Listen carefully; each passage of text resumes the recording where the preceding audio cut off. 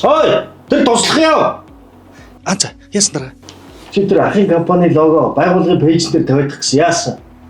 Харин хувийн байгууллагын логог төрийн байгууллагын пэйж дээр тавьж болохгүй гинэ дараа. Би тийм юм яриад би мэд чинь хурдан тавь. Чадрах. Ойлголоо.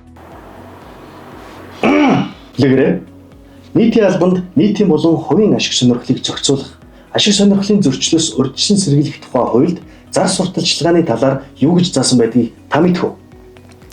Жишээлбэл нийтийн албан тушаалтан аливаа хувийн байгууллагын бүтээгдэхүүнийг сайшааж сурталчилсан байдлаар зураг авахулах, сэтгүүлд ярилцлага мэдээлэл өгөх, зар сурталчилгааны самбарт байршуулах гэх мэт.